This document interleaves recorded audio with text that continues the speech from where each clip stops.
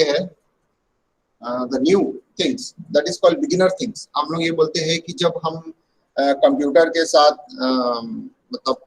जुड़ते हैं, कंप्यूटर के साथ एक रिलेशंस क्रिएट करते हैं, तो उस समय एक हमारे पास सबसे इम्पोर्टेंट पार्ट आता है प्रोग्रामिंग, जो कि सबके लिए शुरू में ये प्रॉब्लमेटिक्स होता है, कंफ्यूजन भरा होता है, फिर बाद में ये चीजें होता है धीरे धीरे आ जाता है। लेकिन अगर आपको एक सही रास्ता मिल जाए, सही तरीका मिल जाए कि हम प्रोग्रामिंग के साथ कैसे जुड़े, तो ये चीजें आपके लिए बहुत इजी हो जाती है। और उसके बाद जब आप उसको उस तरह से लेने लगते हो, सोचने लगते हो, तो आप उसको धीरे धीरे आगे बढ़ जाते हो। तो यही होता है कि बेसिक्स ऑफ प्रोग्रामिंग, प्रोग्रामिंग का जो सबसे इंपॉर्टेंट बेसिक्स होता है, जो यहाँ पे दिखाया जा रहा है, आप देख सकते हैं बेसिक्स।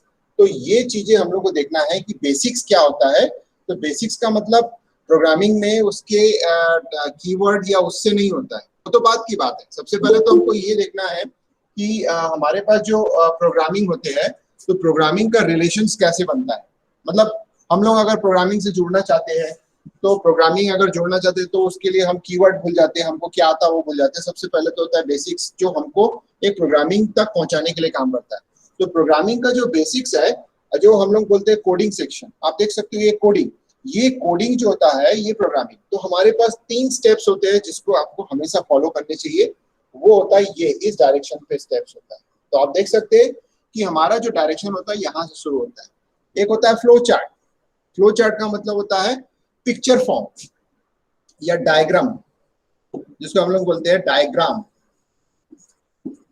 फॉर्म, यानी डायग्राम के फॉर्म में आपका कोई चीज दिया हुआ है, यानी आपके problem, diagram form of statement या प्रॉब्लम्स।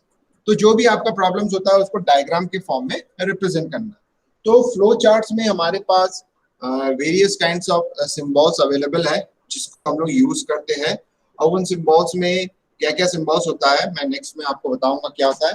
सेकेंड जो होता है आपके पास, अगर नेक्स्ट स्टेप में चलते हैं, कि हमने किसी चीज को एक ड्राइंग में बता दिया।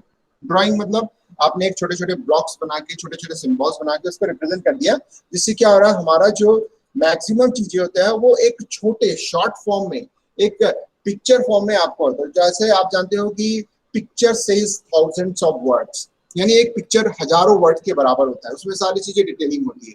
तो इसीलिए हम क्या करते हैं, एक पिक्चर को बनाते हैं। तो उसी पिक्चर को हम लोग जैसे डायग्रामेटिक फॉर्म जो होता है उसको हम लोग फ्लो चार्ट बोलते हैं। तो फ्लो चार्ट हर कोई बना सकता है, एक कोई भी बच्चे से लेके बूढ़े तक सब कोई बना सकता है। इसके लिए कोई नियम कानून ले, हाँ इसमें ये होता है फ्लो चार्ट यानी टेक्निकल वर्ड हम यूज कर रहे हैं, तो हमारे पास जो कुछ स्पेसिफिक सिंबल्स दिए हुए हैं उसका हम यूज कर सकते हैं। और बहुत सिंपल से सिंबल्स होते हैं, उसको याद करने वाली कोई बात नहीं होती, आप उसको यूटिलाइज कर सकते हैं। तो मैं जब फ्लो चार्ट बनाऊंगा तो उस समय मैं आपको बताऊंगा कि वो क्या होता है। तो आ जाते हैं सेकेंड। अब हमारे पास सेकेंड जो होता है एल्गोरिथम। तो इसका मतलब है जो चीजें हमने डायग्राम में शो किया है, अगर मुझे ये बताना है कि ये डायग्राम एक्चुअली कह क्या रहा है, उसमें जो 1000 वर्ड्स की बात कर रहे हैं उसमें वो वर्ड्स क्या है, तो इसलिए हम लोग एल्गोरिथम को बोलते हैं स्टेटमेंट फॉर्म।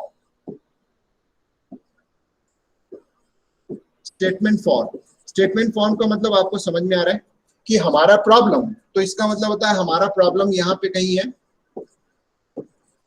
अब इस प्रॉब्लम को हम जो होता है पहले पिक्चर फॉर्म में लगा सकते हैं, और उसके बाद जो होता है हम उसको स्टेटमेंट का जो फॉर्म है, स्टेटमेंट फॉर्म का मतलब होता है आप स्टेटमेंट वाइज आप चीजें लिखोगे, जो कि डायग्राम में दिख रहा है उसका एक स्टेटमेंट वाइज लिखोगे। यानी सारी चीजें आप इंग्लिश स्टेटमेंट में लिखोगे, हिंदी स्टेटमेंट में लिख सकते हो, एनी लैंग्वेज में आप लिख सकते हो। तो इसके लिए कोई बाउंडेशन नहीं है कि आपका एल्गोरिथम टेक्निकली जो होता है इसका कोई टेक्निकल लैंग्वेज होता है, ऐसा कुछ नहीं है। एल्गोरिथम मीन्स आपको स्टेटमेंट फॉर्म में लिख सकते हो, चाहे आप उसका हिंदी में लिखो, चाहे आप इंग्लिश में लिखो, चाहे आप any kind of languages you can use to write this algorithm. तो इसको हम लोग स्टेटमेंट फॉर्म बोलते हैं। अब उसके बाद जब आप सेटिस्फाइड हो जाते हो कि आपने जो फ्लो चार्ट बनाया, आपने जो उसका डिस्क्रिप्शन दिया, डिस्क्रिप्शन मतलब स्टेटमेंट फॉर्म, डिस्क्रिप्शन दिया है, तो फिर आप जो होता है उसकी कोडिंग कर सकते हो। तो कोडिंग का मतलब होता है, सिंपल सी बात है आपकी भाषा में, कि आप जो होता है किसी प्रोग्रामिंग की बात कर रहे हो, तो दैट इज कॉल्ड प्रोग्राम, या जिसको हम लोग बोलते हैं प्रोग्रामिंग। यानी कुछ एक्शन आप परफॉर्म कर रहे हो in the form of language, तो उसको हम लोग बोलते हैं प्रोग्रामिंग। अब ये जो प्रोग्रामिंग होता है ये कोडिंग सेक्शन का पार्ट होता है। तो कोडिंग सेक्शन मतलब फाइनल स्टेज होता है जो कि आप लोग मैक्सिमम लोग आप लोग फील करते हो कि कोडिंग कैसे करें। लेकिन कोडिंग करने के लिए आपके पास क्या होना चाहिए? बेस होना चाहिए। बेस मतलब आपका प्रॉब्लम, प्रॉब्लम का डायग्राम फॉर्म में आप रिप्रेजेंट कर रहे हो, प्रोग्राम का स्टेटमेंट फॉर्म में आप रिप्रेजेंट कर रहे हो। फिर जब ये दोनों सेटिस्फाइड हो जाता है तो फिर उसका एक कोडिंग फॉर्म। अब ये कोडिंग फॉर्म इसलिए बनाते हैं क्योंकि ये कंप्यूटर को समझना है, यानी हम जो सोच रहे हैं उसको कंप्यूटर को बताना है कि आप मेरे को परफॉर्म करके दो। तो ये चीजें होती है। तो सिंपल सी बात है कि जब हम लोग इन दोनों की बात करते हैं, इसी को ही हम लोग बोलते हैं logic, logic of any problem.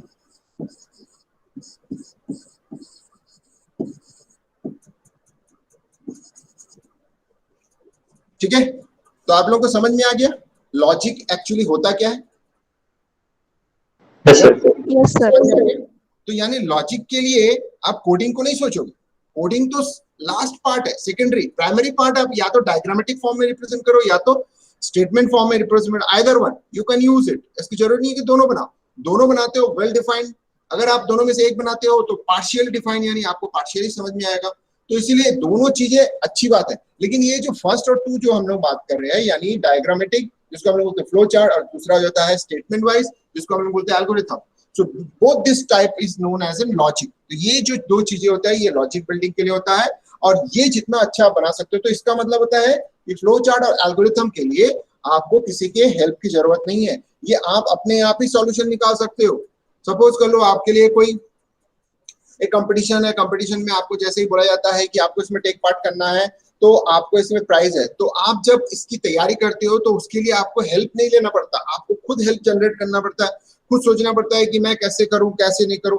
आप अगर सपोज कर लो आप अगर सोनी में जो आता है जो बच्चे लोगों का डांस कंपटीशन आता है उसमें देख सकते हो कि वैरायटीज ऑफ ऑप्शंस उन लोग कितने सारे नए नए तरीके खोज के उसमें करता है।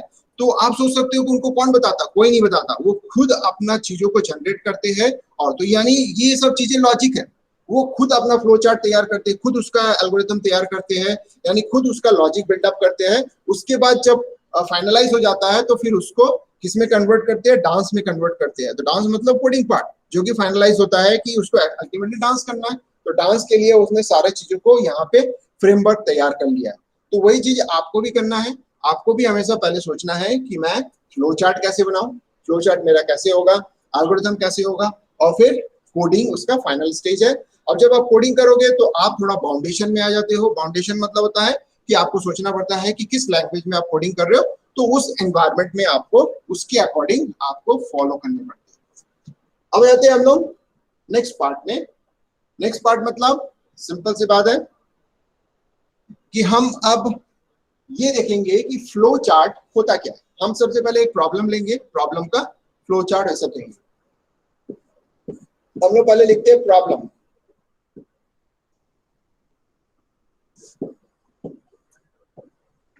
हमारे पास जो प्रॉब्लम है उस प्रॉब्लम को मैं लिख रहा हूं कि प्रॉब्लम में ये है कि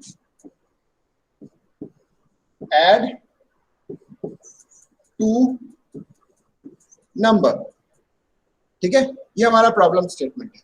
अब इस प्रॉब्लम को हमको लिखना है, तो सबसे पहला मैंने आपको क्या बताया था? फ्लो चार्ट बनाना है। तो सबसे पहले तो आप इसका फ्लो चार्ट बनाओगे। तो जब आप इसका फ्लो चार्ट बनाओगे तो सबसे फ्लो चार्ट में आप चलो, तो सबसे पहले आप फ्लो चार्ट बनाओगे, सबसे इंपॉर्टेंट होता है। तो इसका मतलब होता है फ्लो चार्ट के लिए हमको सोचना पड़ेगा। सोचना मतलब क्या पड़ेगा? हमको दो नंबर को ऐड करना है। तो दो नंबर को ऐड करने के लिए, कंप्यूटर में ले जाने के लिए, कंप्यूटर में उस लाइक प्रोग्रामिंग करने के लिए सबसे इंपॉर्टेंट बात है कि हम दो नंबर का कैसे करके फ्लो करेंगे। तो देखिए मैं कुछ सिंबल्स भी यहाँ बताऊंगा, साथ ही साथ ये भी बताते जाऊंगा कि फ्लो चार्ट में उसका नाम क्या है। तो सबसे पहले हम लोग स्टार्ट करते हैं फ्लो चार्ट का। सबसे पहले हम लोग लेते हैं स्टार्ट, ये हो गया हमारा स्टार्ट पॉइंट। ठीक है, तो स्टार्ट जब हम लोग करते हैं तो इसके लिए जो सिंबल यूज होता है आप लोग ध्यान दो, इस तरीके का कैप्सूल वाला सिंबल स्टार्ट होता है। ठीक है, तो इसको बोलता है कि हम लोग स्टार्ट और एंड के लिए भी हम ये यूज करते हैं। फिर उसके बाद जो है हम लोग एक एरो यूज करते हैं। एरो इंपॉर्टेंट है क्योंकि फ्लो बताता है वो चीज। स्टार्ट के बाद हमारे पास दो नंबर को ऐड करना है, तो दो नंबर को ऐड करने के लिए दो नंबर लेना जरूरी है। तो इसका मतलब है हमारे दिमाग में आएगा कि इनपुट टू नंबर। अब इनपुट करने के लिए जो सिंबल यूज होता है देखिए इस तरीके का। तो टेक्निकली अगर हम बात करते हैं तो ये हो गया।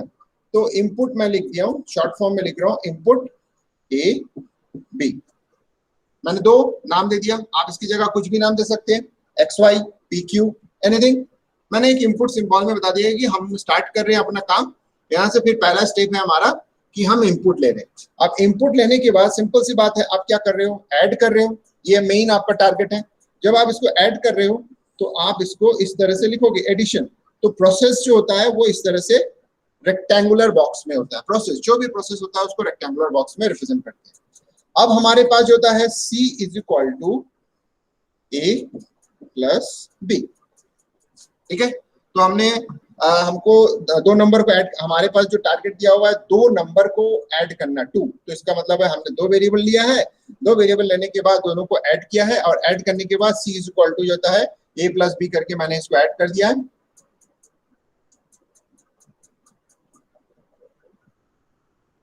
तो ये हमने C is equal to A plus B add कर दिया है, ये हो गया। अब जब हमारा ये ऐड हो गया तो इसका मतलब होता है अब बारी है प्रिंट करने की, क्योंकि कंप्यूटर के भाषा में सोच रहे हैं तो ऐड करना है। सो add two numbers and display. तो इसका मतलब है थोड़ा सा और हम बढ़ा देते हैं एंड डिस्प्ले।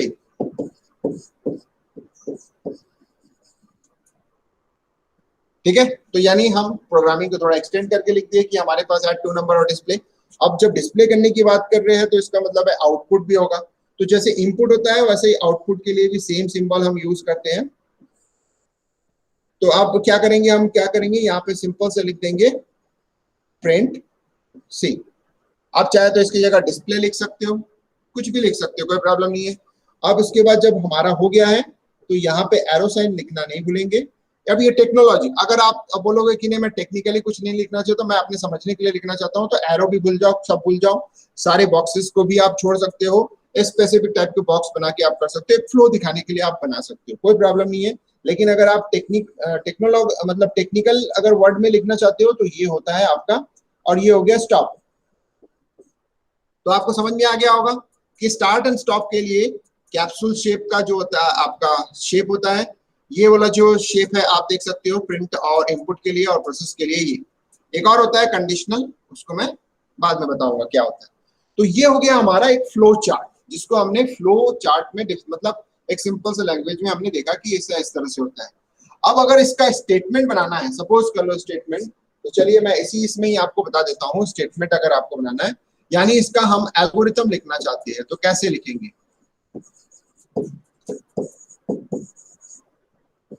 एल्गोरिथम लिखना है तो सबसे पहला हम एल्गोरिथम में लिखेंगे, एल्गोरिथम में लिखते हैं कैसे लिखेंगे। सबसे पहला स्टेप नंबर 1 समझने के लिए, पहला स्टेप जो होता है, यहां जो दिया हुआ है फ्लो चार्ट में स्टार्ट है, आप यहां पे लिख सकते हो स्टार्ट मतलब बिगिन, ऐसा करके लिख सकते हो स्टेप नंबर 1 बिगिन।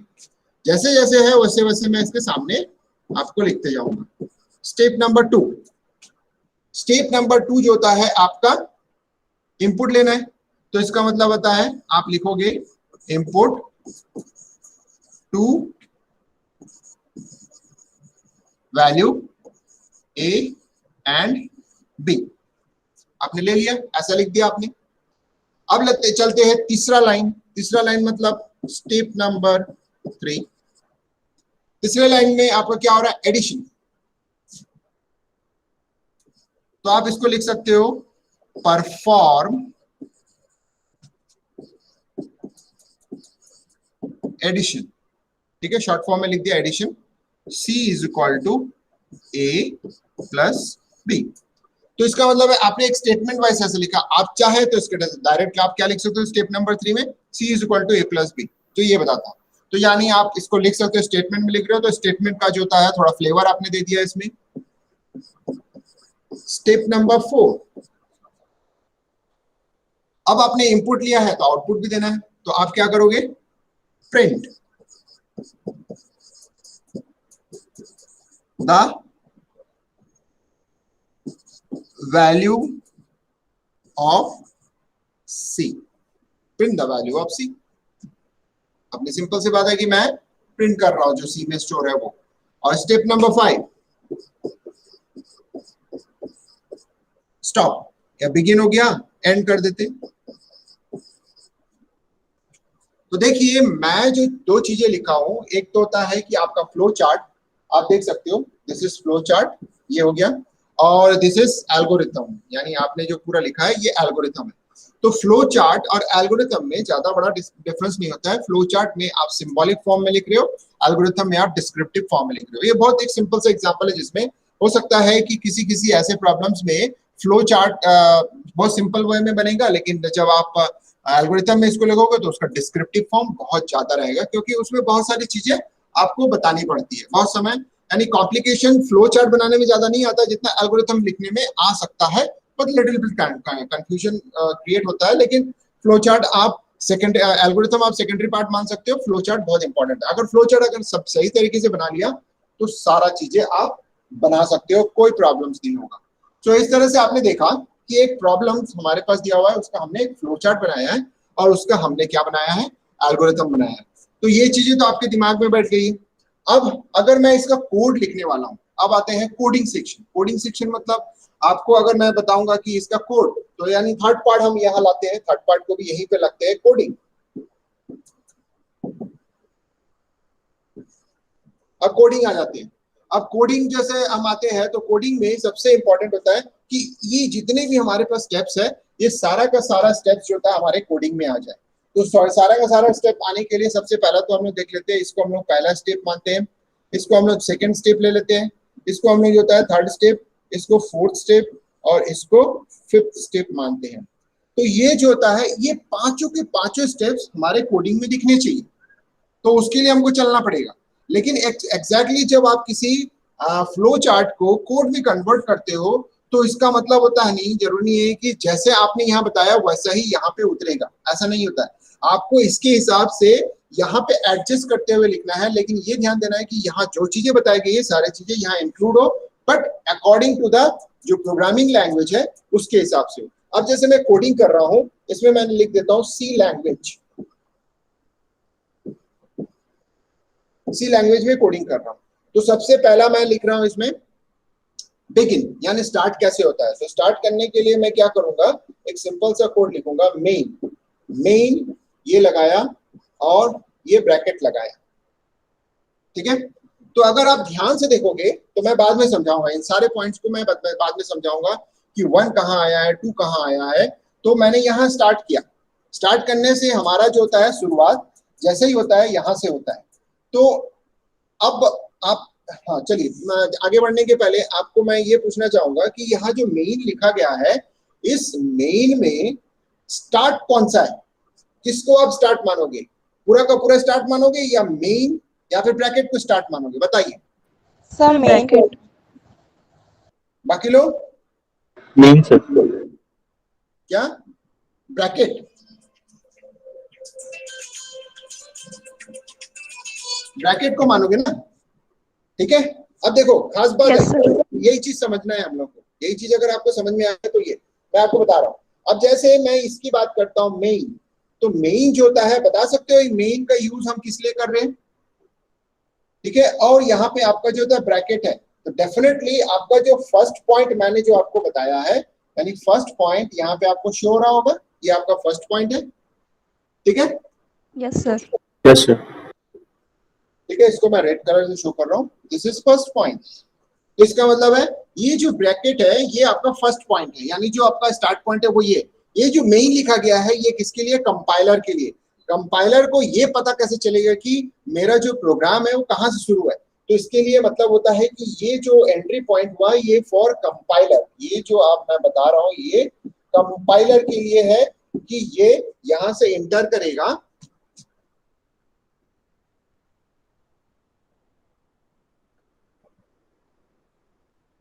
यहां से इंटर करेगा, तो इसका मतलब है कंपाइलर जो होता है यहाँ पे इस तरह से शो हो रहा है, ये बताने के लिए कि मुझे यहां से इंटर करना है। तो इसका मतलब है अब उसके बाद सबसे पहला स्टेटमेंट स्टार्ट आ गया है, उसको उसने एग्जीक्यूशन स्टार्ट करेगा। अब सबसे इंपॉर्टेंट होता है इनपुट करना है, तो इनपुट करना है यानी ये एक इंपॉर्टेंट पार्ट नहीं है, इनपुट करना है अकॉर्डिंग टू द लैंग्वेज। हमको मालूम है कि किसी भी वैल्यू को स्टोर करना है तो उसके लिए सबसे पहले तो उस वेरिएबल को डिक्लेयर करना पड़ेगा जिसमें स्टोर करना है, क्योंकि ये इसका कंपलसरी पार्ट है।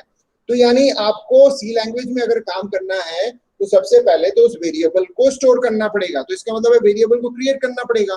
तो यानी सेकेंड पॉइंट को अगर आपको प्रोग्रामिंग में कन्वर्ट करना है तो उसके लिए आपको कुछ प्रिलिमिनरी एक्शंस लेने पड़ेंगे, वो होता है वेरिएबल डिक्लेरेशन। तो मैं जब वेरिएबल डिक्लेरेशन करूंगा इंटीजर a, b, तो इसका मतलब अकॉर्डिंग टू द लैंग्वेज मैंने इसको लिखा है, यानी हमारे पास जो लैंग्वेज दिया हुआ है उसके हिसाब से हमने इसको जो होता है इस तरह से इसका यूज किया है। तो इसका मतलब है ये मेरा प्रिलिमिनरी एक्शन है। तो यानी यहाँ पे अभी टू क्रिएट नहीं हुआ है, क्योंकि टू के लिए मैंने एक इन्वायरमेंट बनाया है जो कि कंपलसरी है। अब मैं लिखने जा रहा हूँ 2 पॉइंट, यानी पॉइंट नंबर 2 अगर मैं लिखूंगा तो अब देखिए मैं कैसे लिखूंगा, मुझे इनपुट करना है। तो इनपुट करना है तो इसका मतलब है मैं यहाँ पे 2 तरीके से ले सकता हूँ, या तो वैल्यू को असाइन कर दूं या फिर मैं स्कैनअप स्टेटमेंट यूज करूं। तो ये जो जब मैं लैंग्वेज के थ्रू कर रहा हूँ, जब मैं कोडिंग में आया हूँ तो उस तरह से सोच रहा हूँ, लेकिन जब मैं कोडिंग यूज नहीं करता हूँ तो उस समय मैं ये नहीं सोच सकता हूँ। उस समय तो मैं ये सोचता हूँ कि मेरे को इनपुट करना है, लेकिन जब मैं कोडिंग में आया हूँ तो कोडिंग के हिसाब से मैं सोच रहा हूँ। अब देखिए मैं यहाँ पे अब मुझे इनपुट करना है, तो इनपुट करना है तो मैं क्या कर रहा हूँ, a इज इक्वल टू 10 कर दिया, और उसके बाद जो होता है फिर उसके बाद जो होता है मैं लिख रहा हूँ b इज इक्वल टू 5। अब मैं इसको एक लाइन में लिख सकता हूँ क्योंकि सी में सेमीकोलन के थ्रू हम स्टेटमेंट को अलग लिख सकते हैं, यानी अकॉर्डिंग टू द सी। अगर आपको पता है तो आपको पता है, ये मालूम पड़ जाएगा कि मैं जो लिखा हूँ वो सही लिखा हूँ, a इज इक्वल टू 10। तो यानी मेरा जो सेकंड पॉइंट है, यानी जो सेकंड पॉइंट की बात कर रहा था वो पॉइंट यहाँ पे सक्सेस हो रहा है। आप देख सकते हो ये मैंने सेकंड पॉइंट यहाँ पे लिखा है। तो ये जो सेकंड पॉइंट है, यहाँ पे जो सेकंड पॉइंट है आप देख सकते हो ये इससे मैच कर रहा है। यहाँ जो सेकंड पॉइंट है, ये फर्स्ट पॉइंट है, यहाँ पे मैच कर रहा है। तो मैंने दोनों पॉइंट अभी कंप्लीट कर लिया, लेकिन ये सेकंड पॉइंट करने के लिए मुझे क्या करना पड़ा, इसका मदद लेना पड़ा। तो इसका मतलब होता है कि मैं इंटीजर का यूज कर रहा हूँ, पहले 2 वेरिएबल क्रिएट किया ताकि मेरा सेकंड स्टेटमेंट जनरेट हो सके। तो मैं सेकंड स्टेटमेंट मैंने लिख दिया। अब आ जाते हैं थर्ड स्टेटमेंट लिखना। तो थर्ड स्टेटमेंट बहुत सीधा है, हमारे पास a अवेलेबल है, b अवेलेबल है। अब सवाल ये उठता है कि मैंने यहाँ पे सेकेंड स्टेप को बेस करके मैंने यहाँ डिक्लेयर किया, लेकिन अब मेरे लिए प्रॉब्लम आ रहा है कि मेरे पास एक सी वेरिएबल भी है जिसको मुझे स्टोर करना है। तो इसका मतलब है इनिशियल लेवल पे जब मैं सोच रहा हूँ तो फर्स्ट स्टेप ठीक है, सेकेंड स्टेप के लिए मैंने जो भी चीजें हैं उसको डिक्लेयर कर दिया, लेकिन थर्ड स्टेप के लिए मेरे लिए प्रॉब्लम आ रहा है कि सी वैल्यू कहाँ से करूँ। तो इसके लिए हमको क्या करना पड़ेगा, तो यानी पहले से सोचना पड़ेगा कि यानी मुझे एक सी वेरिएबल भी लेना पड़ेगा, जो कि यहाँ पे मेंशन कहीं नहीं किया गया है फ्लो चार्ट में। तो इसलिए सी वेरिएबल में हम जाएंगे। तो सी वेरिएबल में जाएंगे तो इसका मतलब होता है कि हम पहले यहाँ पे जैसे आपने ए और बी डिक्लेयर किया है, सेम एज आप क्या करोगे, एक सी वेरिएबल भी डिक्लेयर करोगे, इसका नाम दोगे सी, और उसके बाद जो होता है आप जो होता है ये आप करोगे। तो आप सोच सकते हो आपको रिक्वायर्ड था ए और बी, लेकिन एक सी की भी रिक्वायरमेंट है जो कि है थर्ड स्टेप में यूज होगा। अब आते हैं थर्ड स्टेप में, आप C is equal to A plus B लिख रहे हो, और ये आपका हो गया स्टेटमेंट। तो this is your third statement. तो ये हो गया आपका थर्ड स्टेटमेंट जो कि हम यहाँ लिखे थे थर्ड स्टेटमेंट, यहाँ पे हो गया थर्ड स्टेटमेंट फुलफिल। अब आते हैं थर्ड स्टेटमेंट जब हो गया, अब हमारे पास क्वेश्चन आ रहा है कि फोर्थ स्टेटमेंट। तो फोर्थ स्टेटमेंट सिंपल सी बात है, जो सी में स्टोर हुआ उसको प्रिंट करना है। तो फोर्थ स्टेटमेंट में आ जाते हैं, और आप क्या करोगे, आपके पास सी लैंग्वेज में प्रिंटफ स्टेटमेंट है, आप उसको उस तरह से यूज करोगे %d, और उसके बाद जो होता है सी को आप प्रिंट करोगे। ये हो गया। तो यानी ये हो गया आपका फोर्थ स्टेटमेंट जो आपने यहाँ पे लिखा था, फोर्थ स्टेटमेंट। और लास्ट में आपका है फिफ्थ स्टेटमेंट स्टॉप। तो सी लैंग्वेज में स्टॉप को हम जो आपके पास ओपनिंग ब्रैकेट होता है उस क्लोजिंग ब्रैकेट के थ्रू हम करते हैं। तो ये जो आपका लास्ट वाला है ये हो गया आपका फिफ्थ स्टेटमेंट।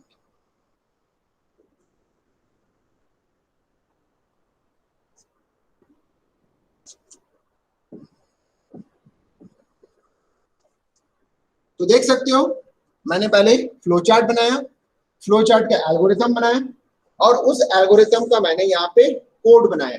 सो ये चीजें आप जब देखते हो तो you can understand very well that कि हमारा जो कोडिंग है वो ज्यादा हार्ड नहीं होता है इंस्टेड ऑफ जो फ्लो चार्ट होता है। अगर आपने फ्लो चार्ट सही तरीके से बना दिया है तो कोडिंग करने में ज्यादा परेशानी नहीं होता है। हाँ, थोड़ा सा इफ्स एंड बट्स होते हैं, लेकिन एक बार अगर हैबिट हो जाता है तो आप बना सकते हो। तो ये चीजें आपको समझ में आ गई क्या होता है? इजीली समझ में आ रहा है कि नहीं, बताओ आप। Yes, Yes, sir. sir. Yes, sir. Yes sir. ठीक है, तो आप भूमिका, आपको जो परेशानी थी वो आप सॉल्व हो रहा है थोड़ा बहुत, हाँ सर। ठीक है ना? तो इसका मतलब है हमने एक बहुत बेसिक प्रोग्रामिंग के थ्रू हमने देखा कि किस तरह से हम एक सिंपल प्रॉब्लम्स को कोडिंग में कन्वर्ट कर सकते हैं। तो आपको हमेशा याद रखना है कि जो हमारा कोडिंग पार्ट होता है, कोडिंग जो भी कोडिंग पार्ट आप करते हो वो ज्यादा मैटर नहीं करता है। जैसे कि अगर मैं ये वाली बात करता हूं तो ये जो पार्ट होता है,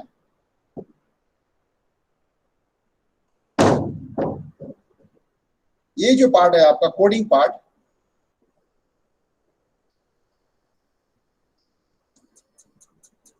ये सेकेंडरी है, यानी ये लास्ट ऑप्शन है। सबसे पहले तो इसको डिजाइन कर लो, यानी आप सबसे पहले फ्लो चार्ट को अच्छे से डिजाइन कर लो। अगर ये बहुत अच्छे से डिजाइन हो गया तो आप एल्गोरिथम जरूरत नहीं है, फ्लो चार्ट से आप डायरेक्ट कोडिंग कर सकते हो।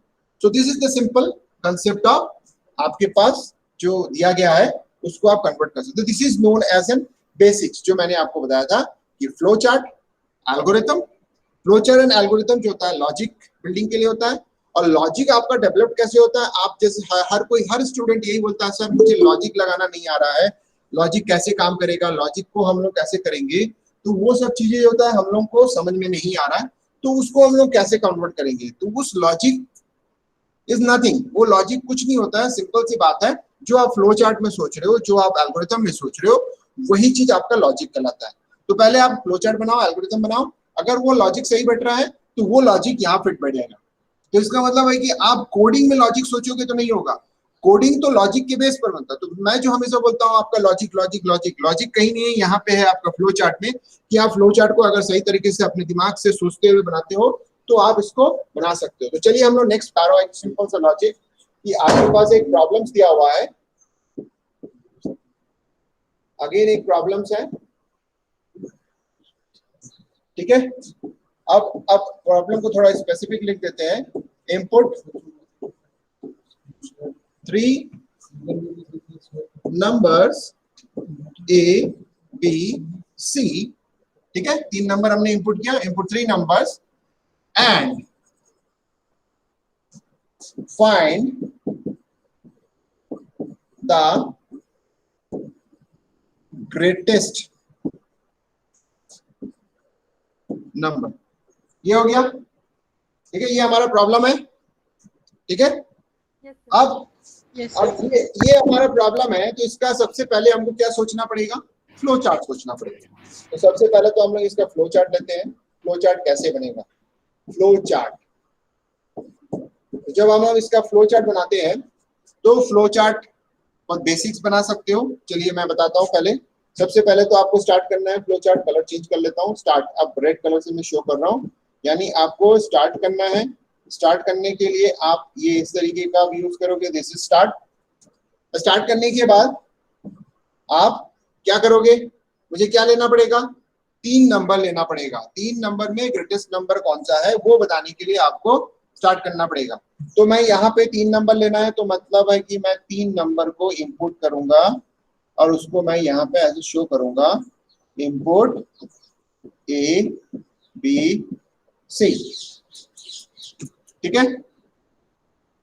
और उसके बाद इनपुट करने के बाद मेरे को क्या करना पड़ेगा, प्रोसेस करना पड़ेगा। प्रोसेस मतलब अब देखिए मैं डायमंड शेप का एक जो होता है आपको बता रहा हूँ, तो ये कंडीशनल बॉक्स है, इसको हम लोग कंडीशन में यूज करते हैं। अब यहाँ पे मैं टेस्ट कर रहा हूँ कि A is greater than B, ठीक है।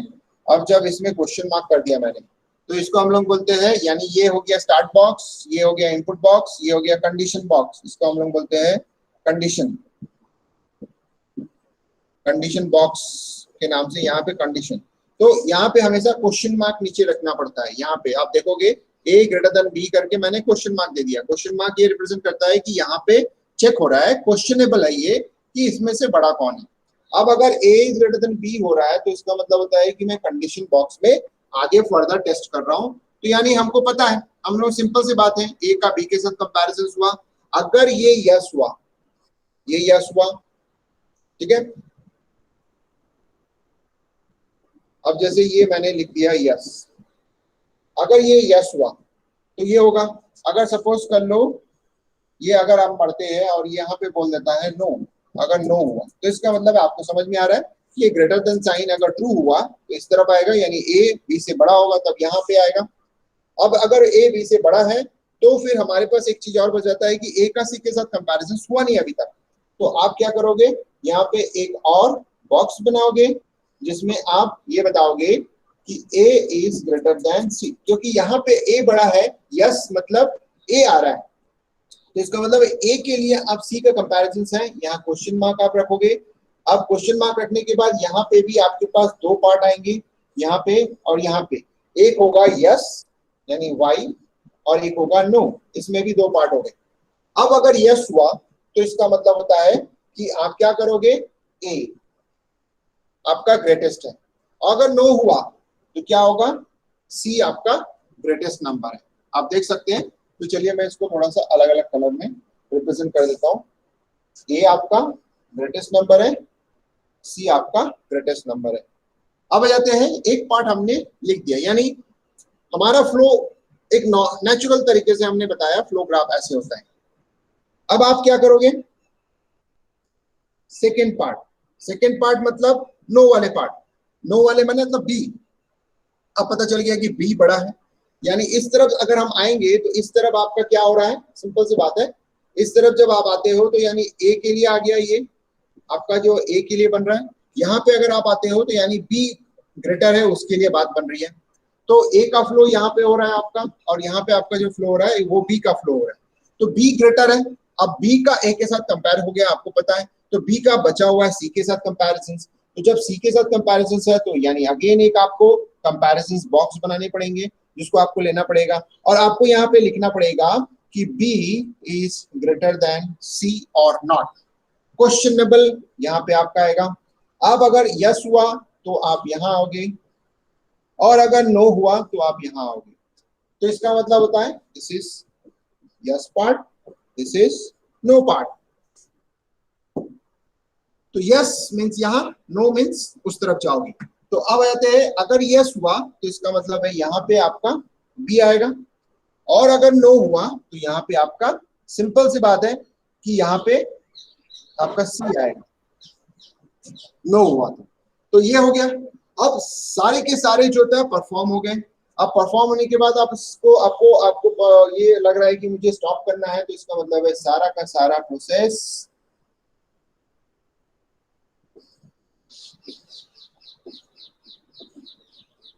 ये हो गया, ये हो गया, ये हो गया, और यहाँ पे अब ये नीचे चले गया। ये लास्ट में आप इसको स्टॉप रखोगे, क्योंकि आप स्क्रीन हमारे पास नहीं है, तो इसके लिए आप, ठीक है, आप इसको ध्यान दोगे। ये नीचे लास्ट में आप क्या करोगे, सबका एक कॉमन लाइन बना के स्टॉप लिख दोगे, यानी सबका रिजल्ट खत्म हो गया। तो ये चीजें आपको समझ में आ गई। ये फ्लो चार्ट अगर ग्रेटर नंबर निकालना है तो कैसे बनेगा, यस यस सर। सर। ठीक है। अब इसका क्या होगा, एल्गोरिथम। जरूरी नहीं है कि एल्गोरिथम आप बनाओ, हर चीज का एल्गोरिथम जरूरत नहीं है। हमारे पास ये चीज है कि इसको हम लोग जनरेट करना है, तो मैंने इसके बारे में एक वीडियो लेक्चर्स भी बनाया जिसको देख सकते हो कि उसका जो कोडिंग होगा वो कोडिंग कैसे होगा, बेस्ड ऑन दिस जो आपका फ्लो चार्ट है, इसको बेस करके आप उसका कोडिंग बना सकते हो। समझ में आ गया ये चीजें। तो कोडिंग के लिए आपका एक वीडियो लेक्चर ऑलरेडी अवेलेबल है, उसको यूट्यूब में जाके आप देख सकते हो इसका कोडिंग पार्ट क्या होगा। तो कोडिंग पार्ट मतलब अकॉर्डिंग टू दैट कि हम इसको कोडिंग में कंटेक्ट करें। अब यहाँ पे वही सवाल उठता है, कोडिंग के लिए आपके पास फ्लो चार्ट है, आप फ्लो चार्ट तो सही है, लेकिन जब इसको आप कोडिंग में कन्वर्ट करते हो तो सारी चीजों को आप कोडिंग में कर सकते हो। ठीक है, बहुत बेसिक प्रोग्रामिंग में हो सकता है जिसमें नंबर ऑफ लाइन जो होता है CMS बनेगी वो चीज, लेकिन अब उसमें ये और चीजें आती है कि कभी कभी जैसे कोई चीज आप बना के ले जाते हो और उसके बाद बोलता है कि क्या इसको और छोटा कर सकते हैं, क्या इसको और थोड़ा सा ऑप्टिमाइज कर सकते हैं, ऐसा हर किसी का क्वेश्चन आता है।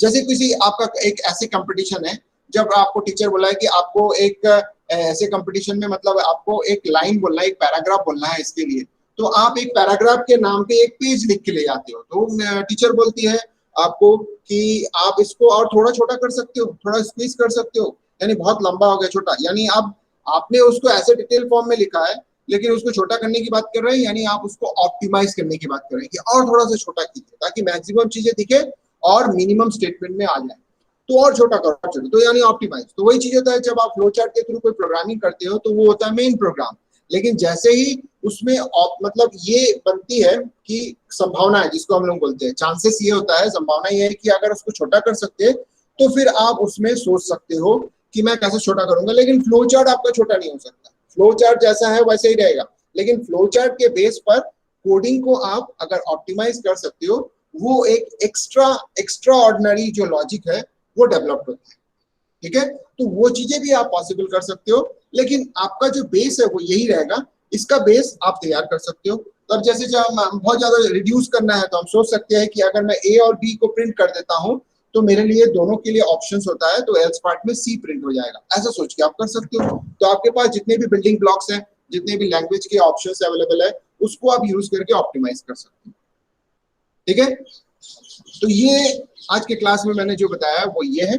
इसका जो सॉल्यूशन पार्ट है यानी कोडिंग पार्ट, वो वीडियो लेक्चर्स में अवेलेबल है, उसको आप देख सकते हैं।